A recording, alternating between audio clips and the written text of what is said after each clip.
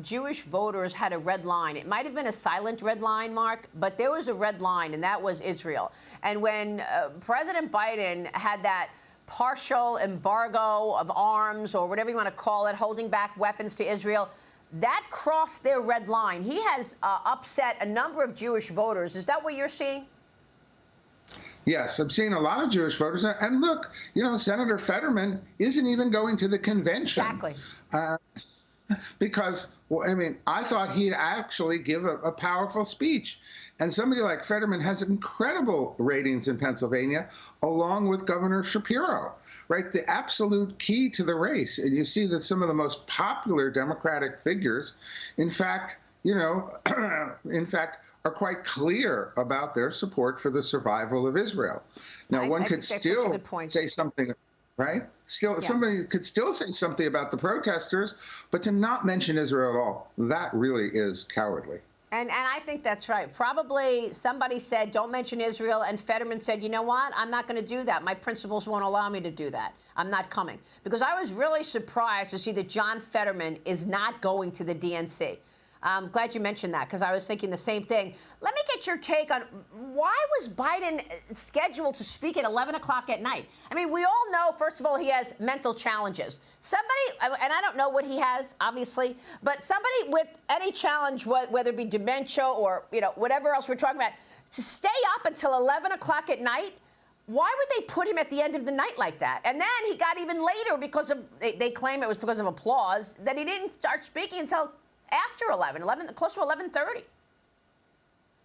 Well, look, I think the whole point of the convention is to pitch to the future and to, in many ways, suggest that there wasn't a Biden-Harris administration, that this is an entirely new election. So they gave him a speech. They moved it as far away as possible from the last night of the convention, and they put it as late as possible to minimize the audience.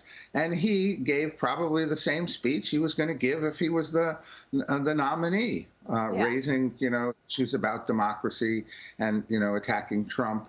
And that's probably the positioning that he took during the campaign. And so they made the past, Monday night, and they're going to plan to move to the future. That's the idea. Right.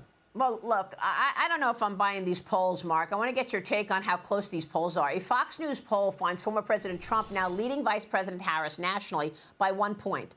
But he's up a huge margin on top issues like economy and border security. And then there's a new ABC News Washington Post and Ipsos poll, and it finds Vice President Kamala Harris on top with a 4-point lead on President Trump nationally. But then there's a CBS YouGov poll that finds the two candidates are tied among likely voters in battleground states.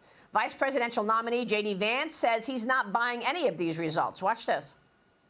The polls tend to radically overstate Democrats. We certainly saw that during the polling of summer of 2020 and summer of 2016. And Kamala Harris got a bit of a sugar high a couple of weeks ago. But what we've actually seen from our own internal data, Shannon, is that Kamala Harris has already leveled off. If you talk to insiders in the Kamala Harris campaign, they're very worried about where they are because the American people just don't buy the idea that Kamala Harris, who has been vice president for 3.5 years, is somehow going to tackle the inflation crisis. Now, maybe you have more recent polling, Mark, but these polls I'm referring to were taken before Harris released what she's calling an economic agenda, which is even being criticized by the mainstream media. Critics wondering if her polling momentum will continue if she releases more details and how her lack of interviews will impact her chances. The Economist switched its take yesterday. Now The Economist puts Trump on top with a narrow lead. What are you seeing, Mark? What's your reaction to all of this? Well, look, the polls are showing a dead race. Remember, it's not surprising the Republicans get a lift from their convention. The Democrats get a lift from their convention. And she's, in effect, had the Democratic convention for the last 2 weeks. She's had unopposed media praising her, and we've seen her numbers move from 38% favorable to 47% favorable. Now, in the background, 2/3 are unhappy with the economy.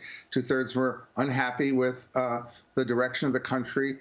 Almost 60% were unhappy with the administration, and most people didn't like her as vice president, and more people like Trump as president. But those things right now are just overcome by a surge of media and a riot and a well-orchestrated campaign on their part that is at least move this race to even. And so both sides, I think she should be a couple of points ahead if her convention is successful. And then it's going to be up for the, everybody sits around the table on Labor Day, and we're going to go into the shoot. And both campaigns are going to have to turn these voters who are uninformed into informed voters. After all, there's no issue. If you go to the Harris for President website, there are no issue pages there. Right. That's what we've been saying. So can she win with having absolutely no information whatsoever in terms of what she wants to do? There's no agenda. I was saying there's no growth agenda. Yeah, exactly. There's no growth agenda because there's no agenda. She's come up with two ideas, and one of them was Trump's idea, no tax on tips and raising the corporate tax rate. What is that the agenda? Well, look, I think they're going to fill in some of the agenda, but the plan here, there have been no interviews for 27 days. She's surged in the polls. They've reunited the Democratic Party. They're not going to mention any issues that are divisive. They're going to run a smart campaign. Of course she can win. That you wouldn't have when you have polls this close, and that means Trump, who really did defeat the first presidential candidate, and you saw a defeated president, speak yesterday, who's going to have to run a campaign, a really vigorous campaign. And, I think there should be 3 debates. I think everybody should go out to the press every couple of days. I think that's, in essence, kind of what democracy demands, is for the candidates to reveal what they think. But can she win? Absolutely. Well, look, I mean, Biden, was in the basement the whole time, and it worked. So maybe they want to do the same thing. Keep her quiet until after the election, and then she can release what she wants to release. Well, they're going to control the message, and it's going to be up to the voters to decide, what they want. That's what the essence of this is. Mark, it's great to see you. Thanks very much for your insights. Mark Penn joining us this morning. Thank you, sir.